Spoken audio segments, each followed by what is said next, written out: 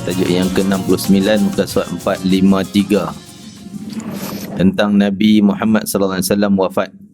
Peristiwa kewafatan baginda Nabi sallallahu alaihi wasallam yang disebutkan sebagai hari gelap Madinah. Assalamualaikum warahmatullahi wabarakatuh. Alhamdulillahirabbil alamin wassalatu wassalamu ala rasulil amin wa alihi wa sahbihi wa man nasarahu wattaba'ahu wa walahu ila yaumiddin. Rabbi shrah li sadri wa yassir li amri wahlul 'uqdatam min lisani yafqahu qawli. Allahumma alhimna marashida umurina wa 'idna min shururi anfusina min sayyiati a'malina. Nawaina ta'allum wa ta'lim wa tadhakkura wa tadhkir wan naf'a wal intifa' wal ifada wal istifada wal hath 'ala tamassuk bi kitabillah wa sunnati rasulillah wa du'a ila al huda wa dalata 'ala al khair ibtigha'a mardatillahi wa qurbih وثوابه مغفرة ورضوان وحسن الخاتمة عند الموت ورفع درجة في الجنة ومرافقة سيدنا محمد صلى الله عليه وآله وسلم وابتغاء شفاعته يوم القيامة على هذه النية وكل نية صالحة شاملة خيرات الدنيا والآخرة وعلى ما نوى شيخنا وعلى ما نوى قطب الزمان وأولياء الله صالحون إلى حضرة سيدنا محمد صلى الله عليه وسلم. الفاتحة. أعوذ بالله من الشيطان الرجيم. بسم الله الرحمن الرحيم. الحمد لله رب العالمين الرحمن الرحيم مالك يوم الدين إياك نعبد وإياك نستعين اهدنا الصراط المستقيم صراط الذين أنعمت عليهم غير المغضوب عليهم ولا الضالين آمين. Alhamdulillah, syukur pada Allah Subhanahu wa taala. Di kesempatan ini kita teruskan pengajian daripada kitab Mendidik Hati Mendekati Ilahi. Kita di penghujung kitab, tajuk yang terakhir, tajuk yang ke-69 muka surat 453 tentang Nabi Muhammad sallallahu alaihi wasallam wafat. Peristiwa kewafatan baginda Nabi sallallahu alaihi wasallam yang disebutkan sebagai hari gelap Madinah. Hari Madinah, ada hari yang bercahaya dan ada hari yang gelap. Hari yang sangat bercahaya adalah hari pertama Nabi sallallahu alaihi wasallam sampai ke Madinah dalam hijrahnya. Hari yang paling gelap Madinah adalah hari kewafatan baginda Nabi Muhammad sallallahu alaihi wasallam. Apa yang dibentangkan dalam buku kita ni,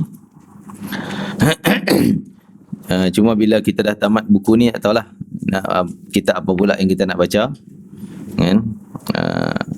Boleh bagi cadangan tengok sama ada apa dia, berlari, tak ingat dah. Ustaz boleh bawa kita yang sihat Ustaz WhatsApp ni. Ustaz buat azam. Tak habis lagi. Ustaz dah tak boleh masuk sini. Oh, wasiat iman, nasihat agama dan wasiat iman, Imam Haddad. Tengoklah, insya-Allah nanti bincangkan kemudian. Tapi ini pun panjang ni, mungkin kita dua kuliah juga, wallah alam, tengok keadaan. Kewafatan baginda Nabi Muhammad sallallahu alaihi wasallam. Sayyidina Abdullah bin Mas'ud radhiyallahu anhu, Ibnu Mas'ud, iaitu Abdullah bin Mas'ud. Ada dua. Satu lagi Abu Mas'ud ataupun Abi Mas'ud. Ini Ibnu anak laki Mas'ud. Kalau Abu, bapa Mas'ud. Orang lain tu, dua yang berlainan. Ibnu Mas'ud iaitu Abdullah bin Mas'ud. Kadang-kadang disebut dengan Ibnu sahaja. Kalau Abu Mas'ud, orang lain, As-Sa'idi, sahabat Nabi jugalah, tapi dia orang Madinah. Abu Mas'ud orang Madinah, Ibnu Mas'ud orang Mekah, Muhajirin. Ini Ibnu Mas'ud radhiyallahu anhu berkata, kami menemui Rasulullah sallallahu alaihi wasallam di rumah Sayyidatina Aisyah Ummul Mukminin radhiyallahu anha. Saat itu adalah hari-hari terakhir perpisahan baginda dengan kami. Baginda memandang kami dengan berurai air mata. Lalu baginda berkata, selamat datang. Semoga Allah sentiasa melindungi dan menolong kamu. Aku berwasiat kepada kamu agar bertakwa kepada Allah Subhanahu wa ta'ala. Sesungguhnya aku diutus Allah untuk memberi peringatan. Janganlah kamu menyombong diri kepada Allah di negerinya, maksudnya di bumi ini, dan kepada hamba-hambanya. Jangan menyombong diri di muka bumi, dan jangan menyombong diri pada mana-mana hamba Allah. Telah dekat ajalku dan waktu kepulanganku kepada Allah Azza wa Jalla dan ke Sidratul Muntaha untuk memasuki syurga. Sampaikan berita ini kepada orang-orang yang masuk ke dalam agama kamu setelah aku wafat, dan sampaikanlah salamku kepada mereka. Masya Allah. Nabi dalam keadaan tenat, sakit beberapa hari sebelum wafatnya Nabi, panas badan Nabi sehingga digambarkan oleh Sayyidina Mu'adz dan sahabat lain yang datang menziarahi, panas Nabi sehingga 2 kali ganda kepanasan orang biasa yang sakit demam. 2 kali ganda kepanasan, sehingga setiap kali Rasulullah suruh Aisyah radhiyallahu anha menyapu muka Nabi dengan air, nak bagi sejuk sikit, air Zam-Zam, air lah, dan dititis ke mulut Nabi SAW, beberapa titis telan sikit. Dan Nabi sebut, inna lil mauti sakarat, sungguhnya nak mati ni ada sakarat. Sakarat ni kesakitan nak mati, ada sakit dia. Nak mati ni ada sakit. Dan Nabi doa, Allah ma'inni ala ghamaratil maut wa sakaratil maut. Ya Allah, bantulah aku dalam menghadapi keperitan nak mati dan kesakitannya.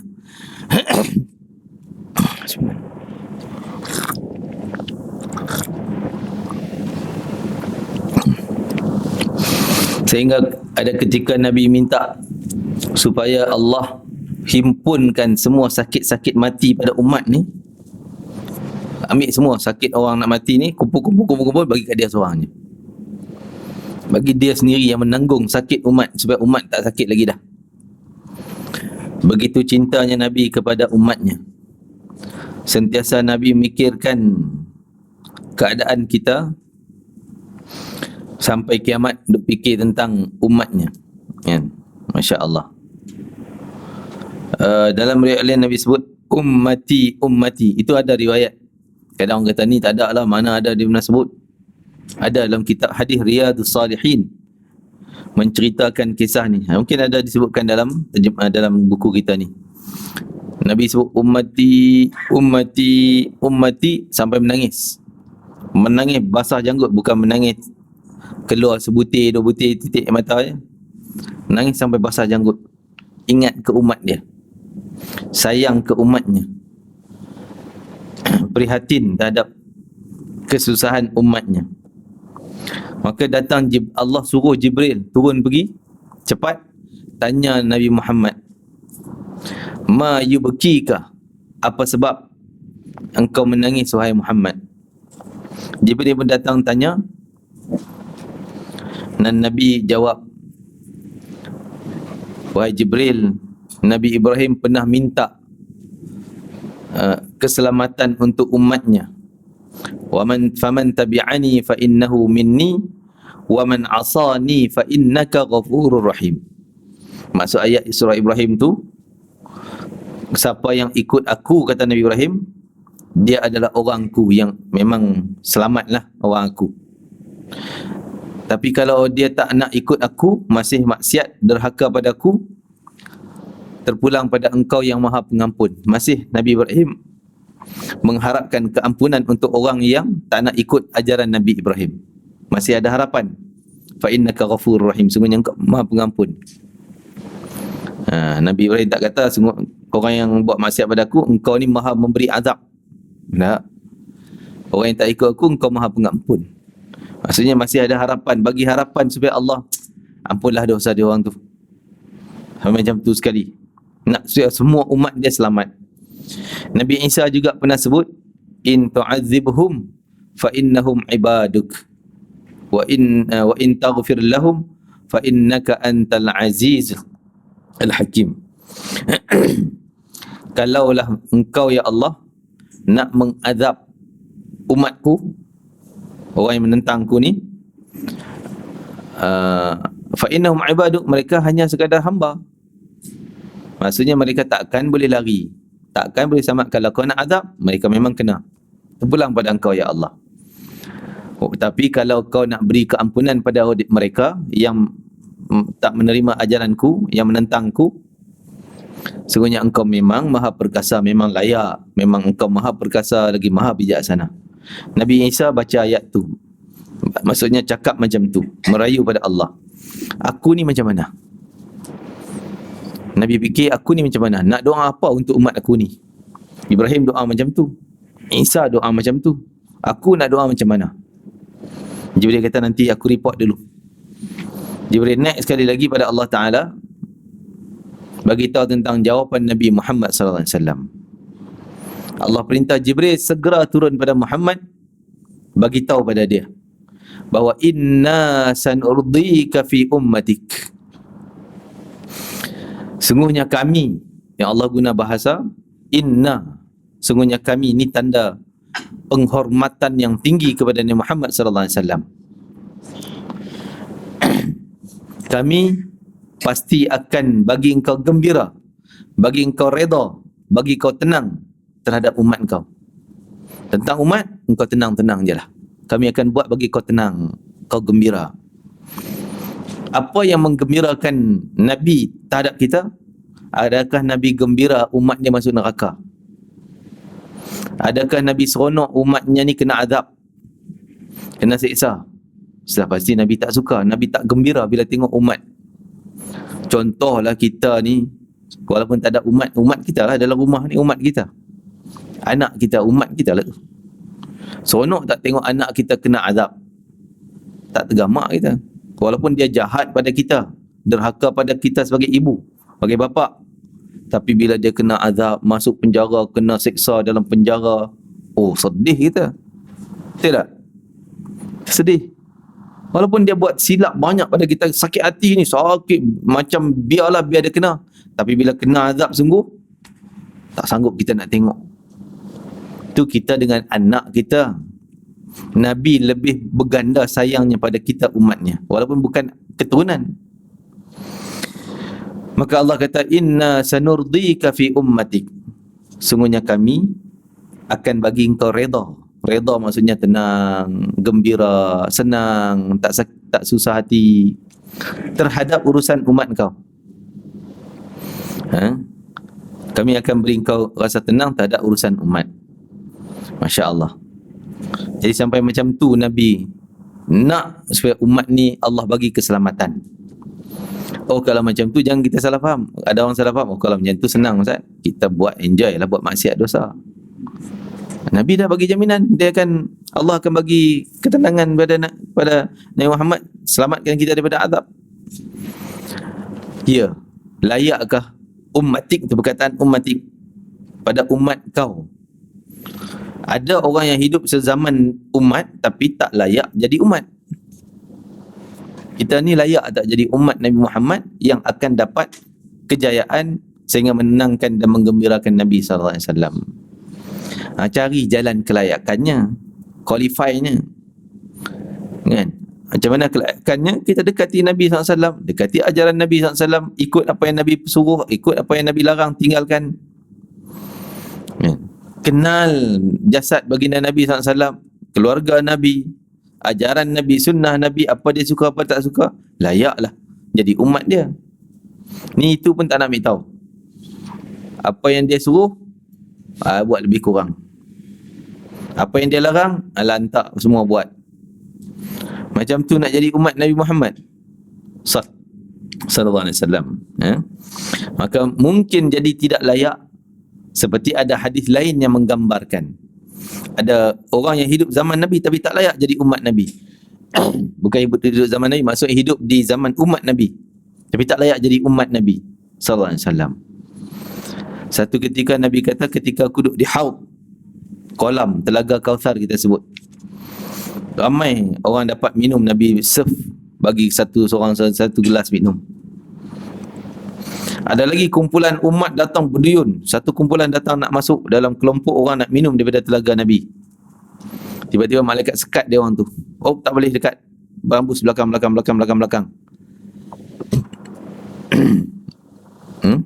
Maka Nabi tengok dari jauh. Para malaikat, bukankah dia orang ni nak datang minum ni umat aku? Tu ada tanda macam umat aku. Malaikat kata, ya, Allah tak izinkan mereka datang sebab mereka buat sesuatu yang menjadi tak layak dan terkeluar daripada kelompok umat engkau. Ada tanda, tapi buat benda yang menyebabkan dia dah terbatal keahlian umat tadi ni. Wal'iyadzubillah. Kalau layak jadi umat Nabi Muhammad SAW, memang selamat, dapat syafaat Nabi SAW. Barang siapa yang mendapat syafaat Nabi SAW, takkan dikenakan sikit pun azab. Kalau dapat syafaat Nabi, takkan Nabi dah tolong bagi syafaat tapi Allah tetap nak azab. Berarti Allah akan menyakiti Nabi Muhammad SAW. Inna sanurdika fi ummatik. Kami akan beri engkau redha, tenang, gembira terhadap umat engkau. Apa dia ayat dia selepas itu? Ada lagi ayat yang Allah Ta'ala sebut selepas itu. Sehingga diturunkan ayat wala sawfa yu'tika fatarda. Kami akan wala sawfa yu'tika, sungguhnya Allah akan berikan kepada engkau sehingga engkau tenang, gembira, redha. Pemberian apa? Pemberian sehingga umat Nabi semua layak dan selamat daripada azab, layak masuk syurga. Macam tu sekali Nabi fikirkan keselamatan untuk kita. Jadi kita, Masya Allah, saya baru ni ada juga rasa tak apa nak setuju kadang-kadang di kalangan orang yang mungkin ada ilmu agama, ketika buat kerja haji kan, nak cepat sangat balik ke Malaysia, pendek sangat package dia. Lepas haji mungkin 4-5 hari selepas musim 13 hari Mina tu dah nak balik Malaysia. Pendek sangat. Saja sembang-sembang pergi Madinah, bila tarikh? Oh, dia kata tak jadi pergi Madinah, nak kena balik ni, ada hal. Tak jadi. Tapi tak apa, dia kata nanti datang lain lah, ziarah Madinah. Allah Akbar. Nak cakap pun dia pun orang hebat juga kan, ada ilmu juga. Tak naklah sebut siapa, tapi kita kenal. Allah, sedihnya bila tak mau pergi ziarah Nabi, punya sibuk dengan urusan Malaysia dia kan. Macam mana nak mudah-mudahan Allah masukkan dia lah dalam kelompok mungkin penting juga kot. Lainlah orang yang ada keuzuran, yang memang uzur sakit, penat, nak kena terpaksa balik, itu ada uzuran yang tak dapat dielak. Ada orang pula yang Masya Allah, walaupun urusan dunia dia memang businessman kaya raya kan, dia memang package pendek tapi harga mahal lah package haji dia kan. Tapi bila tanya, dia kata mulanya tak plan lah nak pergi Madinah sebab cepat nak kena balik, tapi fikir-fikir tak boleh jadi, nak pergi juga. Suruh package, belikan tiket kapal terbang daripada Jeddah, mulanya dari Jeddah naik kapal terbang pergi Madinah, dalam pagi sampai pagi, petang naik balik Madinah, Jeddah balik Malaysia. Oh, baguslah, okey lah kan. Dapatlah juga bagi salam pada Nabi, ziarah Nabi SAW. Man zarani ba'da wafati, siapa yang ziarahku setelah wafatku, maka dia sebenarnya macam ziarah ketika aku masih hidup. Masya Allah. Siapa yang ziarah setelah wafatku, macam ziarah waktu aku hidup. Dalam hadis lain Nabi sebut, man hajja aw i'tamar, siapa yang buat haji dan juga buat umrah, falam yazurni, tapi dia tak nak datang ziarahku, faqad jafani, sungguh dia ni nak nak mengasingkan diri daripada aku, nak lari daripada aku nak selamatkan dia, dia tak nak. Macam tu lah kan. Allahu Akbar. Kita kalau duduk USJ ni kan, contoh anak kita duduk Amerika tu, dia ada urusan lah bisnes dia apa semua, nak kena balik mai summit ataupun mai Terenjaya ada urusan, tapi tak mai ziarah kita kat USJ ni. Daripada mereka dah berapa tahun tak mai, balik mai PJ, tak ziarah kita kat USJ, terus balik USA mereka. Takkah nak derhaka macam tu? Mak duk tani je pun datanglah ziarah, dah lama tak jumpa. Kalau dengan kita pun kita menganggap anak ni anak yang derhaka ni, sampai langsung tak datang, dekat sangat dah kan. Macam mana kita nak dapat syafaat Nabi kalau kita tak nak datang ziarah dia, sedangkan kita dah dekat. Mekah Madinah tak jauh pun sekarang ni.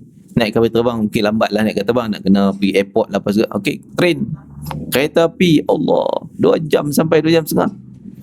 Tambah pula jemaah saya bawa ni, dia orang request, minta kami nak cuba naik train. Okey, nanti dulu kita minta kamu asal, sebab urusan haji ni sulit sikit, tak macam umrah. Umrah minta dengan saya bagi je. Saya bawa grup nak pergi naik train, okey lah, beli sendiri, nah sekian. Tapi urusan haji nak kena minta kebenaran Kementerian Haji dulu. Ni nama ni nak naik train, benar ke tidak? Dia yes, baru boleh buat. Dia kata tak benar kan, naik bas juga. Tapi tahun ni alhamdulillah dia layan sebahagian naik train. Naik train pula ikut jam, ikut dia orang beli tiket. Ada yang pagi, ada yang tengah hari, ada yang petang. Jadi urusan tu jadi susah. Sebab pasport tu pasport muasasah susah, tapi dia orang layan juga pasal mudah tahun ni, senang, tak ramai, jadi dia layan. Nak naik pagi silakan, dia tunggu kat train bagi pasport. Sagi sana collect balik di Madinah, senang. Jadi urusan dah jadi mudah, pun tak nak datang ziarah Nabi SAW. Ini mengecewakan, sangat mengecewakan. Kalau boleh yang dengar hari ni, ada peluang pergi umrah nanti, pergi haji tahun depan ke bila-bila ke, jangan buat perangai macam ni kan.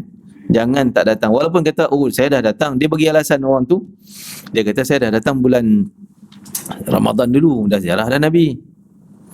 Nabi sebut siapa yang buat haji, buat umrah, walaupun umrah ni kedua, ketiga, keempat, baru bulan lepas, bulan ni mai pula, tetaplah pergi ziarah Nabi SAW kan. Man zarani wajabat syafaati, siapa yang menziarahi aku pasti dapat syafaatku. Sekali kita tinggal faqad jafani, sekali kita tinggal ziarah, dia ni tak nak dapat syafaat aku, batal terus kelayakan syafaat tadi. Itu yang kita takut. Jangan jadi macam anak derhaka, jangan jadi umat yang derhaka. Wal'iyadzubillah. Masya Allah. Sebab tu bila kita menziarahi Nabi SAW, kadang-kadang orang ialah dia excited, ialah nak ambil gambar depan tu dengan gambar selfie dulu, okey selfie dulu, bising. Tak boleh. Adab kita ketika ziarah nak gambar tak apalah, sambil-sambil jalan, jangan mulut jaga. Ni Nabi masih hidup ni. Kan Nabi kata ziarahku zaman nanti pun macam ziarah waktu hidup. Kalau Nabi hidup takkan kita nak wah bising macam tu kan.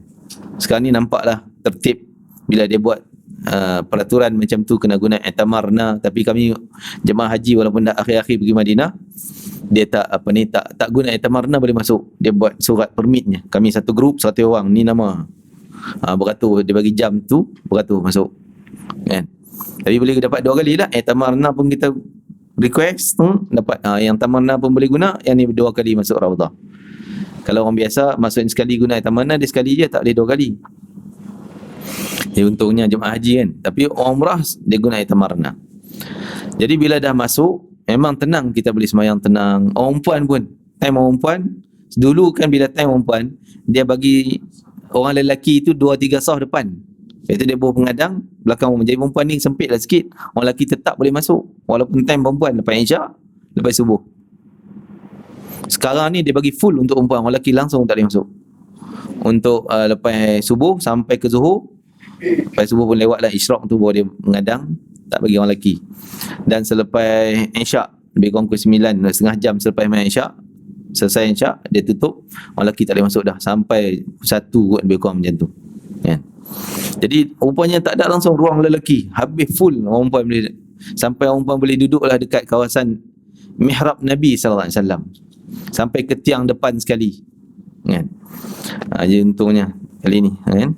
Jadi bila kita lalu bagi salam pada Nabi, time orang perempuan masuk Raudhah, tak dengarlah bising macam dulu. Wei wak wi wak wi wak, tak ada. Kan? Dulu menjerit. Kuranglah, ada juga sikit arahan, dengarlah suara polis itu. Tapi menjerit jemaah ni tak ada lah. Semua masuk tenang ya. Alhamdulillah, syukur pada Allah Ta'ala. Mudah-mudahan dia kekal apa sistem tu. Seperti juga sistem di Kaabah. Bila dia buka pengadang keliling tu, wah, peluang kami di sana lah. Kan? Orang time tak ramai, semua dah balik. Orang umrah tak masuk lagi, orang haji dah balik dah, tinggal yang saki-baki ni. Sebab tu time hujung-hujung kami kena pakai gelang tu, gelang haji kan. Bila nak masuk, tunjuk gelang, okey masuk, gelang masuk. Tawaf 15 minit selesai. Sampai rasa alamak, tak dan nak baca doa. Kan? Kita pergilah jauh-jauh pusing besar sikit. Bagi dapat setengah jam ke 40 minit doa panjang sikit. Tapi nak masuk Haji Ismail, rupanya dia buat queue. Cantik lah, bagus lah. Beratur perempuan satu line, lelaki satu line. Oh, masuk tenang, seronok. Cuma tunggu lama lah sikit. Tapi tak apalah, beratur. Hajarul Aswad, dia nak buat beratur macam tu. Seorang beratur dari dinding rukun Yamani tu. Ada orang Malaysia beratur, tapi yang potong queue dia tak boleh kontrol. Dia main depan terkam daripada depan ni. Jadi tak jadi juga lah. Masih tak cantik lagi sistem Hajarul Aswad. Cuma di multazam, di antara bentul pintu sampai Hajar Aswad tu, rupanya dia buat queue perempuan. Perempuan dah boleh masuk multazam. Tengok, oh ni satu barisan perempuan, ni satu barisan orang lelaki. Jadi cantik lah sistem tu. Tak tahulah lama mana nak kekal kan. Mungkin time orang tak ramai, dia boleh lah buat beratur. Mai datang umrah bulan 12 ke, kan? Mungkin tak tahu keadaan macam mana. Cuma tak tahulah, saya difahamkan tiket orang yang bulan 8, bulan 9 tiket masalah. Sebab kita mas dah tak ada pergi ke Jeddah, kecuali yang catat main habis lah, syarikat besar ngap habis semua. Kan? Lepas tu Air Asia pun dah tak ada. Lepas tu Saudi Air dia dah separuh dah bagi kepada Qatar. Masuk pergi Qatar Piala Dunia bola ni. Jadi tinggal kapal untuk umrah ni sikit sangat. Sebab tu memang akan, siapa yang nak pergi dalam ni, tambah bulan 12, saya pun terpaksa tak boleh pergi bulan 12 sebab dia kata tak ada tiket lah. Ke awal sikit bulan 11 tu ada lagi kosong. Sebab tiket terlalu sikit, sebab dia banyak tumpu kepada bola tu kan. Itulah dunia sekarang. Alhamdulillah, kita sampai ke situ pula ni ceritanya kan. Okey, tadi nak ceritanya ziarah baginda Nabi SAW, jangan tak pergi. Pergilah walaupun sejam, walaupun macam tadi turun kapal terbang pagi, petang balik kapal terbang ke Jeddah semula, tak apa. Sekejap pun tak apa. Oh, dia kata tak apa, kami bagi salam daripada jauh je. Itu yang kita cerita tadi, anak PPJ tak datang USJ. Walaupun mak apa khabar, hello. Oh, kau ni dah lama tak datang jumpa. Hello lebih jauh je. Kan, tak kenal lah benda tu. Okey, sambung lagi. Sebelum wafat, Rasulullah SAW bertanya kepada Jibril AS tentang keadaan umatnya. Ni hadis yang saya baca tadi.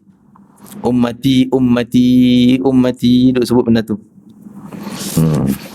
Setelah baginda meninggal, maksudnya Nabi tanya macam mana keadaan umatku kalau aku meninggal nanti, apa nak jadi pada umatku kalau setelah meninggal.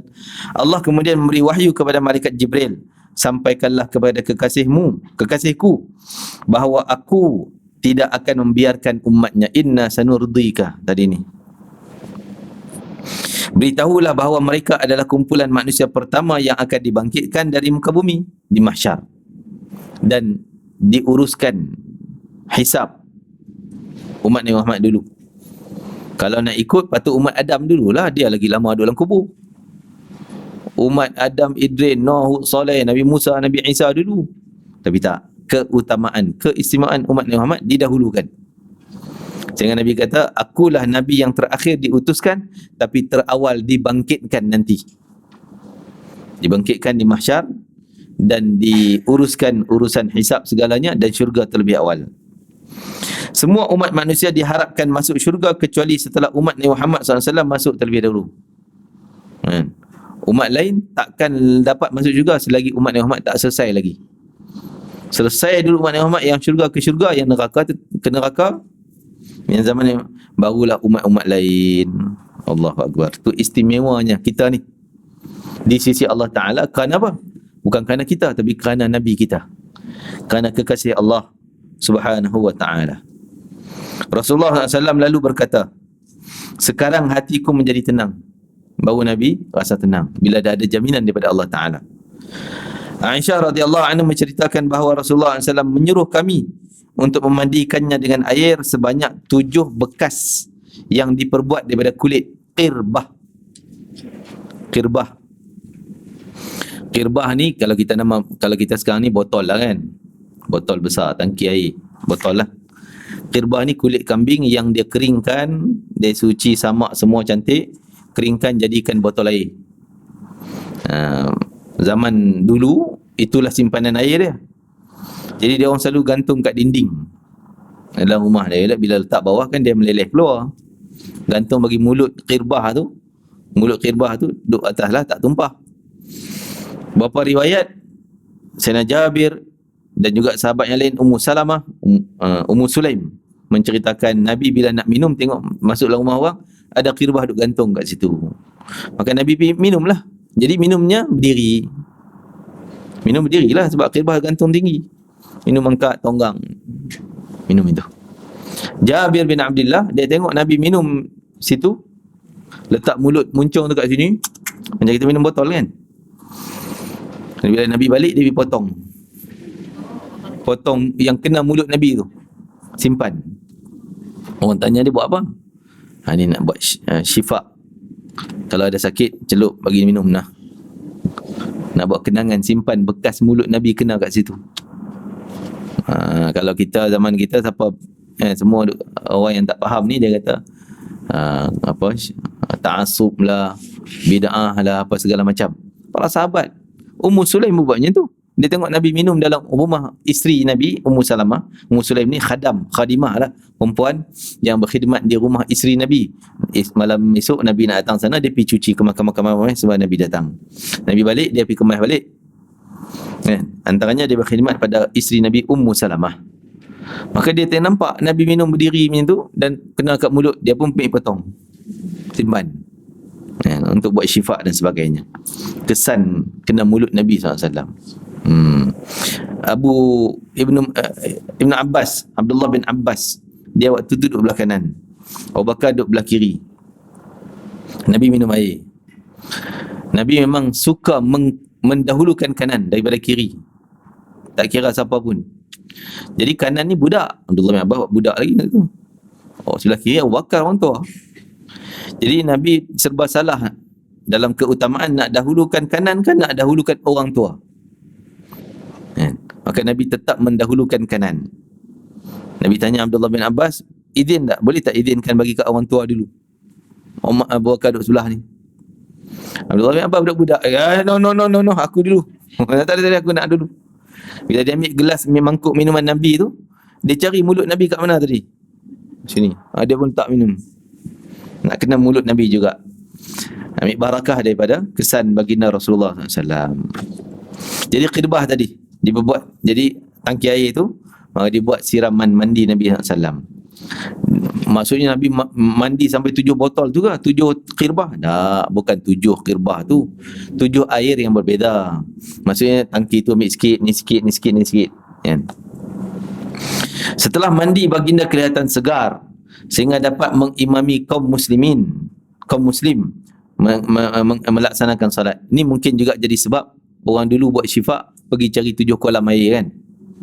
Boleh jadi, tak ada masalah kan. Ambil 7 ni, Nabi 7 bekas.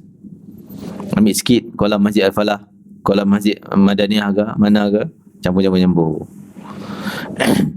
Setelah baginda lalu memohon keampunan untuk para pahlawan Uhud. Nabi sempat lagi doa untuk pahlawan Uhud yang syuhada dan berwasiat agar kaum Ansar diperlakukan dengan baik. Sehingga Nabi setiap kali sebut tentang Muhajirin, Nabi sebut tentang Ansar. Hubbul Ansar, siapa yang cinta Ansar, tanda dia cinta pada aku. Sebab Nabi tak nak bila lepas aku Nabi risau ni takut orang Mekah ni nanti bertembung dengan orang Madinah pula kan. Risaulah kerisauan Nabi. Tapi Nabi sehingga mengeluarkan, siapa yang cinta kaum Ansar, cinta pada aku. Walaupun aku ni orang Mekah, tapi siapa yang sayang pada orang Ansar, dia cinta pada aku. Hubbul Ansar minal iman. Dalam riwayat lain, cinta pada orang Ansar, orang Madinah, sebahagian daripada kekuatan iman. Wa bughdul Ansar minan nifaq. Benci kepada orang Madinah, orang Ansar, sebahagian daripada sifat munafik. Sampai hari ni kita risau dan dipesan-pesan supaya jangan kita benci orang Madinah. Kalau dia penduduk Madinah, kita tetap hormat, sayang. Jangan kata meluat aku ni orang Madinah ni tak boleh pakai semua. Hai, hati-hati. Benci orang Ansar. Walaupun Ansar yang maksud Nabi zaman dulu, ya, kita tetap menghormati penduduk Madinah sampai sekarang. Juga dikira sebagai jiran Nabi. Penduduk Madinah hari ni kita anggap sebagai jiran Nabi sallallahu alaihi wasallam. Jiran Nabi SAW. Hormati mereka. Hati-hati. Okey. Uhud, benda yang, tempat yang mesti kita pergi. Ini pun satu. Dah sampai Madinah, jangan tak pergi Uhud. Seboleh-bolehnya usaha untuk pergi. Walaupun tak masuk dalam syariat, penting, wajib, sunat, wajib ke tidak. Tapi kita wajibkan diri kita pergi. Sebab Nabi yang suruh sahabat-sahabat setelah setahun perang Uhud, Nabi perintah sahabat, pergilah kamu ziarah Uhud, doakan istighfar untuk ahli Uhud. Ahli Uhud ni siapa dia? Sahabat yang syahid di medan perang Uhud. Syahid, mati syahid, takkan nak pergi doa lagi buat apa? Dia orang syurga dah, nak doa apa lagi? Tu orang yang tak faham. Orang yang tahu nilai doa untuk ahli syurga, ahli syurga memang ahli syurga dah dia orang. Iaitu Nabi kata, man salla alal maghfur ghufir. Siapa yang doa untuk orang yang memang dah dapat keampunan Allah, pasti dia diberi keampunan. Kita lah yang doa ni. Kan? InsyaAllah kami masa di sana pergi Uhud, saya ajak pergi malam. Saya tak nak pergi siang. Bawa jemaah pergi malam. Ziarah makam syuhada Uhud tu, kita pergi malam. Malam tenang, baca doa, buat tahlil boleh. Tak ada siapa nak halau. Siang dengan panasnya, dengan ramainya, bagi salam pun sekejap kena roh halau-halau. Kan? Tak tenang. Pergi malam. Siapa nak pergi umrah, cuba minta tengok pergi malam. Tapi jarang orang mau buat kan, malam. Pergi lepas Isyak, pergi ke makam syuhada Uhud. Lepas tu kita naik gunung Uhud, taman rekreasi di tengah-tengah gunung Uhud. Kan? Selalu kita bawa situ. Jadi Uhud ni, Sayyidi Syuhada ada situ. Siapa dia? Penghulu, pemimpin, ketua bagi semua orang mati syahid. Siapa dia?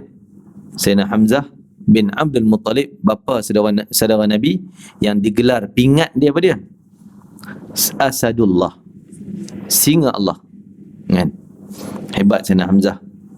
Kata para ulama, testimoni para ulama, doa ketika kita menziarahi Sayyidina Hamzah sangat mustajab. Doa ketika kita menziarahi Sayyidina Hamzah, pergi dan kita minta, bukan kita minta kubur, minta pada Allah juga, tapi di tempat tu. Kan? Seperti ziarah Nabi, minta pada Allah, tapi cuma dalam masjid, di Raudah. Raudah kan sebelah makam Nabi. Apa masalah kita tak boleh doa tepi kubur? Boleh. Raudah sebelah makam Nabi. Ziarah Nabi tak boleh doa. Mengarutnya. Memang patut berdoa ketika kita menziarahi Nabi SAW. Patut. Mana bukti? Ayat Allah Ta'ala dalam surah An-Nisa. Walau annahum idzalamu anfusahum. Kalau kamu buat dosa, mereka yang terlibat dengan dosa, terlibat dengan dosa menzalimi diri sendiri, ja'uka, datang pada engkau wahai Muhammad, datang pada engkau wahai Muhammad, mereka minta ampun pada Allah. Mereka minta ampun pada engkau Muhammad, tolong minta ampun untuk dia orang juga. Kita doa di makam Nabi, ya Allah ampun dosaku. Maka Allah suruh Nabi Muhammad doakan untuk kita juga, mudah-mudahan dosa kau diampuni. Nabi doa pula untuk kita. Kan? Takkan tak didoa. Datang seorang Arab Badui, mungkinlah Radio Hakim selalu ulang cerita ni kan. Cerita yang betul dalam tafsir semua ada kisah ni. Bila hurai ayat ni, Imam Ibn Kathir bawa kisah ni, Imam Qurtubi, Imam Tabari dalam tafsir masing-masing semua ada kisah Sya'bi ni. Imam Sya'bi ketika dia ziarah Nabi SAW, duduk Tiba-tiba datang seorang Arab Badui, parking unta dia, terus masuk. Bagi salam pada Nabi SAW, salam Bakar Umar, dia berdoa, Ya Allah ampun dosaku. Aku dah dengar ayat Quran yang kau kata, dia cakap, dia macam cakap dengan Allah. Engkau dah berfirman, orang yang buat dosa datang di makam Nabi ini, datang pada Nabi SAW minta ampun pada engkau ya Allah, Nabi akan rekomenkan keampunan untuk orang yang berdosa ni. Maka aku ni orang yang banyak dosa, aku minta ampun pada engkau ya Allah, minta ampun pada engkau ya Allah dosa-dosaku. Selesai dia mengharap juga doa daripada Nabi untuk dia. Selesai, dia pun keluar naik unta jalan. Imam Syafi'i tengah menyengguk-nyengguk ngantuk, terlena dia sekejap, Nabi datang dalam mimpi. Kejut Imam Syafi'i, bangun kau cepat, pergi cari Badui tadi, kabarkan kepada dia bahawa aku dah doakan untuk dia, Allah dah selesai dah doa dia, keampunan dosa untuk dia, Allah dah bagi dah, habis semua dosanya diampunkan. Masya Allah, semua dosa dia diampunkan. Terkejut Imam Syafi'i, bangun dan cari anak Badui tu, bagi tahu berita tersebut. Sebab tu masa saya dululah, tapi tahun ni tak dapat ziarah Habib Zain kerana masa kita di Madinah terlalu pendek, nak 5-6 hari je kan? Ni tak sempat nak ziarah Habib Zain. Dulu pernah Habib Zain selalu tanya, kau Madinah berapa hari? Masa dulu 8 hari kan, 8. Mekah 30-40 hari. Kenapa Madinah pendek kan? Kata, banyak orang cakap, di Mekah lah sebab ganda 1,000 doa, tempat mustajab banyak. Nabi Zain kata di Madinah lagi hebat, doa di makam Nabi Allah ampun segala dosanya, hajat tertunai, apa saja semua dapat. Seringlah datang ziarah Nabi, kau boleh bagi lama sikit, dia kata. Yalah kan. Begitu kadang orang murah kan, 3 hari je Madinah, baki 6-7 hari itu semua Mekah. Tak ada masalah, okey lah juga. Tapi kalau dia lama di Madinah, dia tahu nilai ziarah Nabi SAW, berdoa di makam Nabi SAW, sudah pasti mungkin dia akan panjangkan sikit masa untuk duduk di Madinah. Okey, tadi ni maka nak sebutnya bahawa di makam Nabi SAW, di ziarah Uhud, kita doa, mintalah apa hajat kita. Dan juga ketika menziarahi Nabi SAW juga minta apa doa kita. Jadi memang dia tak benarkan waktu bagi salam, kalau orang lelaki lah kan, masuk babu salam memang tak ada nak berdoa. Bagi salam pun sambil lari-lari je. Roh haji, roh. Roh tu kira faham lah tuan-tuan. Pergi sana memang kan faham roh tu. Jalan, berambus. Baru nak Assalamualaikum ya Rasulullah. Sebab tu elok bagi salam orang yang lafaz panjang salam Nabi tu daripada awal sebelum lagi. Tak apalah, sampai dekat tu baru. Sebab dekat tu nak bagi panjang tak boleh, satu je, satu ayat je. Assalamualaikum ya Rasulullah, habis itu je, dah kena jalan dah. Masya Allah. Sungguhnya seorang hamba telah dipersilakan tadi. Nabi kata berwasiat pada kaum Ansar diperlakukan dengan baik. Setelah itu baginda bersabda, sungguhnya seorang hamba telah dipersilakan untuk memilih antara dunia dan apa yang ada di sisi Allah, lalu dia memilih apa yang ada di sisi Allah Ta'ala. Ini malaikat maut datang. Malaikat maut datang, Israel, dia ketuk pintu rumah Nabi SAW. Waktu tu Fatimah ada dalam Nabi, dengan Nabi, dalam rumah Aisyah. Di mana rumah Aisyah? Di makam Nabi tu lah. Kalau orang perempuan boleh pergi ke Raudah, tiang-tiang kan ada 5-6 tiang yang ada nama. Tiang paling depan, paling kiri, paling rapat dinding kiri makam Nabi, yang paling depan, nombor 2 di depan kot. Dia nama tiang As-Sarir. Sarir mana apa? Katil. Tiang katil. Di situlah makam Nabi, di situlah jasad Nabi wafatnya. Di situ tempat tidur Nabi SAW. Tiang Sarir. Tengok atas sikit lah, ujung atas tu ditulis tiang Sarir. Tulis dalam bahasa Arab lah kan. Ada tiang depan sekali yang jadi border tu, border Raudah. Belakang satu tiang Sarir, belakang satu lagi tiang Haris. Haris ni bodyguard, penjaga.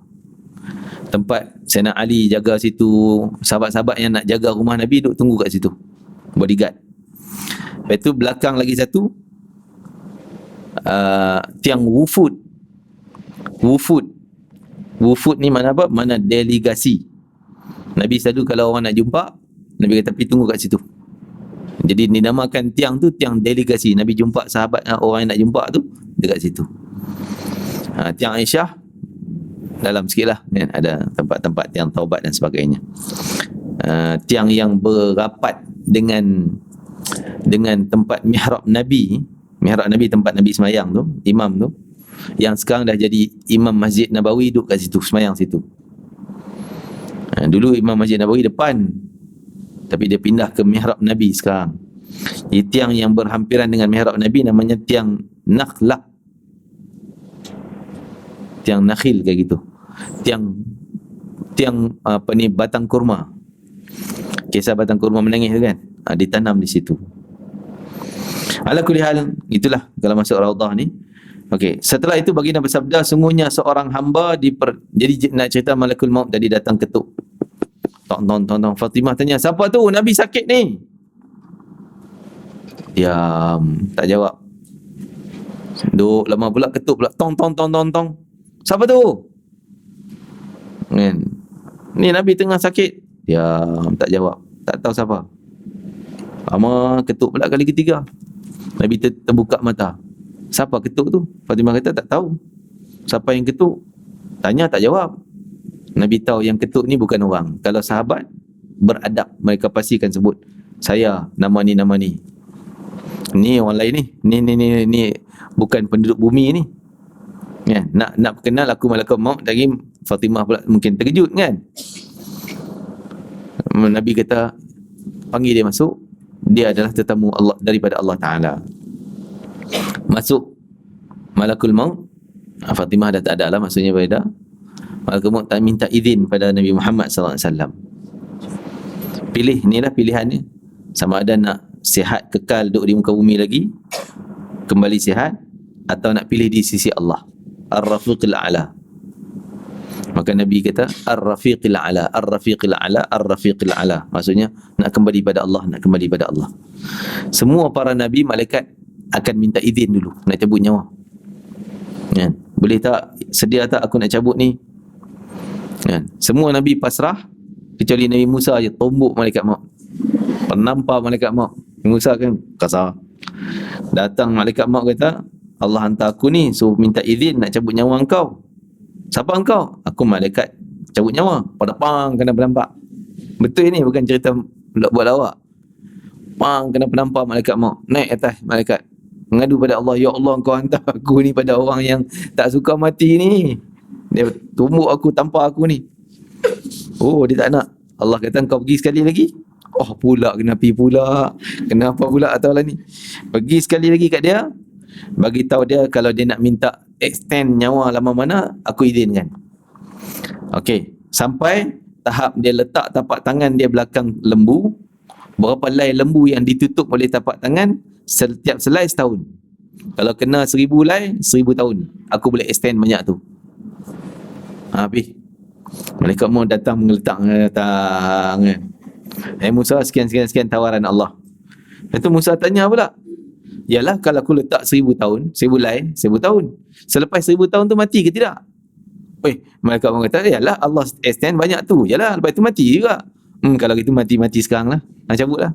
Tapi Nabi Musa minta kejap, matikan aku di tempat orang tak nampak.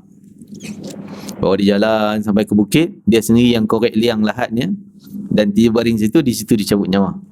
Kan? Dari situlah kalau orang yang pergi Palestin akan ziarah makam Nabi Musa AS. Di Jericho. Di Jericho nama tempat sekarang. Apa dalam bahasa Arab tu, Jericho tu bahasa Israel lah. Jadi ziarah makam Nabi Musa AS. Dulu orang Palestin nak datang ke Mekah, jadi stesen utama mereka singgah situ dulu. Ziarah makam Nabi Musa AS, duduk mungkin semalam dua, baru pergi perjalanan ke Mekah. Okey, tadi Nabi memilih untuk Ar-Rafiqil A'la, untuk kembali pada Allah Ta'ala. Mendengar ucapan itu, menangislah Sayyidina Abu Bakar, kerana dia mengetahui bahawa yang dimaksudkan seorang hamba oleh Rasulullah SAW tidak lain adalah diri baginda sendiri. Nabi cerita, dan menangis Sayyidina Abu Bakar kerana tahu dah wafat Nabi dah makin dekat. Rasulullah SAW lalu berkata kepada Abu Bakar, bahawa pintu-pintu di masjid Nabi SAW akan ditutup kecuali pintu Abu Bakar. Kerana tidak ada orang yang lebih utama daripada menjalin persahabatan dengan baginda kecuali Abu Bakar radhiyallahu anhu. Sampai hari ini. Pintu Abu Bakar tahu tak? Orang perempuan mungkin tak boleh masuk. Orang lelaki je lah.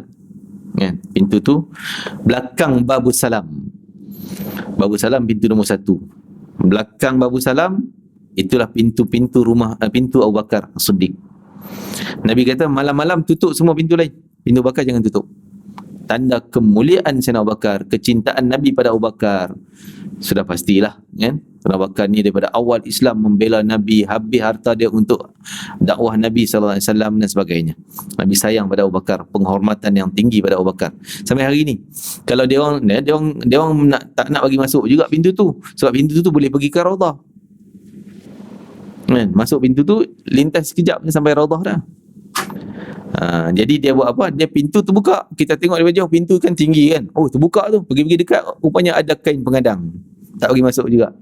Kan? Tapi dia tetap tak tutup pintu, cuma letak pengadang. Tak bagi masuk. Jadi dia punya aturan dia lah, nak masuk daripada pintu yang lain dan sebagainya. Sebab situ nak kawal Raudhah.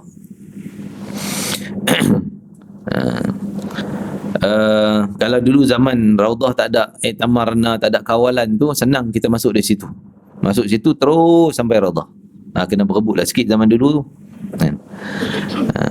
Jadi itulah kehebatan kemuliaan Sayyidina Abu Bakar As-Siddiq. Sayyidina Aisyah radhiyallahu anha berkata bahawa Rasulullah SAW meninggal dunia di rumahnya pada hari gilirannya dan di pangkuannya. Masuklah Abdurrahman bin Auf radhiyallahu anhu, saudara Aisyah, sambil membawa siwak. Saudara Aisyah bukan Abdurrahman bin Auf ni. Abdurrahman bin Auf masuk dengan adik Aisyah. Tak salah saya namanya Abdurrahman bin, bukan Abdurrahman, Muhammad bin Abu Bakar ataupun Abdurrahman bin Abu Bakar, salah seorangnya lah. Masuk, dia tengah pegang kayu sugi yang baru potong, tak guna lagi. Ini kisahnya. Lalu Rasulullah SAW melihat kayu sugi tu. Nabi fokus kat kayu sugi yang dia pegang. Tengok gitu. Aisyah tengok, Rasulullah tengok kayu sugi. Aisyah faham kalau Rasulullah nak kayu sugi tu, macam nak guna kayu sugi itu. Waktu tu Nabi tak ada kayu sugi di situ. Bahawa baginda menginginkan siwak itu. Beliau lalu mengambil siwak itu dan memberikannya kepada baginda Nabi SAW. Minta daripada adik dia, main kayu tu. Maka bagi pada Nabi. Tapi kayu tu keras. Nabi kan dah tengah sakit. Macam mana nak gigit? Nak bagi pecah jadi brus tu. Rasulullah SAW lalu masukkan siwak itu ke dalam mulutnya. Rasulullah suruh Aisyah isap bagi lembut kayu tu. Gigit-gigit bagi pecah jadi brus. Setelah itu baginda masukkan tangannya ke dalam air dan dalam bekas yang berada di hadapannya. Lalu baginda bersabda, tiada Tuhan selain Allah, la ilaha illallah. Sungguh sakaratil maut mendahului kematian. Inna lil mauti sakarat. Sungguhnya nak mati ni ada sakaratnya, ada sakitnya. Kemudian baginda mengangkat tangan satu, ar-rafiqil a'la, ar-rafiqil a'la, tunjuk ke atas, ar-rafiqil a'la, iaitu menghadap Tuhan yang Maha tinggi. Setelah itu baginda meninggal dunia. Dikatakan Nabi sempat, Aisyah keluar kayu sugi bagi Nabi, Nabi sugi dulu mulut. Dia mengucap la ilaha illallah ar-rafiqil a'la, meninggal dunia. Jadi Aisyah bangga kerana banyak tadilah dia rumahnya, giliran dia, atas riba dia, air mulut dia bercampur dengan air mulut Nabi, kayu sugi itu. Seronoknya Aisyah radhiyallahu anha. Setelah itu baginda Nabi SAW wafat. Sa'id bin Abdullah meriwayatkan daripada bapanya. Wallah alam, Ustaz. Dah sampai dah? Sebelum kita baca satu ni. Sa'id bin Abdullah meriwayatkan daripada bapanya ketika kaum Ansar mengetahui ihwal sakitnya Rasulullah SAW semakin tenat. Mereka berkumpul di sekitar Masjid Nabawi, di luar rumah Nabi, dalam Masjid Nabawi. Ketika itu kemudian Abbas radhiyallahu anhu masuk ke bilik Rasulullah SAW, bapa saudara Nabi Abbas, untuk beritahu baginda mengenai keadaan di luar ni, orang duk kumpul ramai. Setelah itu masuk pula Al-Fadl. Fadl ni anak Abbas, adik kepada Abdullah. Adik-beradik lah, Abdullah bin Abbas, Fadl bin Abbas, sepupu Nabi juga. Mungkin abang kot pada Abdullah Fadal ni. Sebab tu isteri mak pada Fadal ni, isteri Abbas digelar sebagai Ummu Fadal. Abbas pak saudara ni dipanggil dengan Abu Fadal. Bapa kepada Fadal, mak pada Fadal. Mungkin Fadal ni yang sulung. Jadi Fadal masuk untuk beritahu perkara sama. Tidak lama kemudian masuk pula Ali karamallahu wajhah untuk beritahu perkara yang sama juga. Rasulullah SAW lalu bertanya, ada apa dengan mereka? Mereka khawatir bahawa anda akan meninggal dunia. Jawab orang-orang yang di samping Rasulullah SAW. Kaum wanita pun berteriak-teriak melihat suami mereka berkumpul di rumah Nabi SAW. Dikatakan yang ni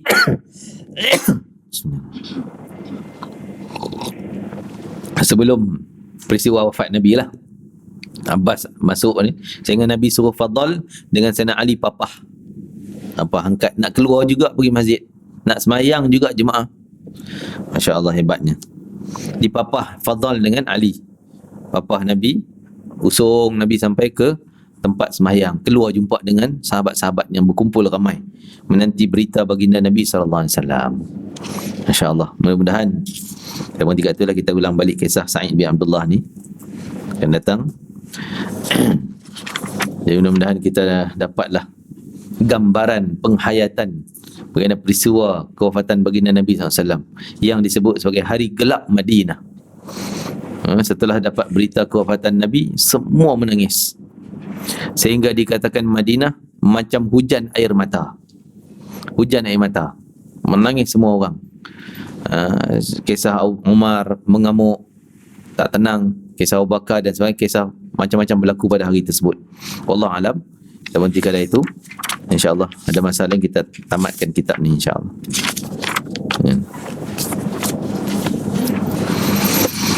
Bismillahirrahmanirrahim. Allahumma fa'na bi'allamtana wa 'allimna ma yanfa'una wa barikana fi. Allahumma barikana fi hadzal yawm, barikana fi jam'ina hadza, barikana fi qira'atina hadhihi, waj'al hujjatan lana la 'alaina, waj'alhu syafi'an lana yawmal qiyamah ya aziz ya ghaffar ya arhamar rahimin. Allahumma ati anfusana taqwaha wa zakkiha anta khairu man zakkaha anta waliyuha maulaha ya arhamar rahimin. Rabbana atina fid dunya hasanah fil akhirati hasanah wa qina adzaban nar. Wa sallallahu ala sayyidina Muhammadin wa ala alihi wa sahbihi wasallam. Alhamdulillahi rabbil alamin. Taqabbalallahu minkum wa minkum taqabbal ya karim. Assalamualaikum warahmatullahi wabarakatuh.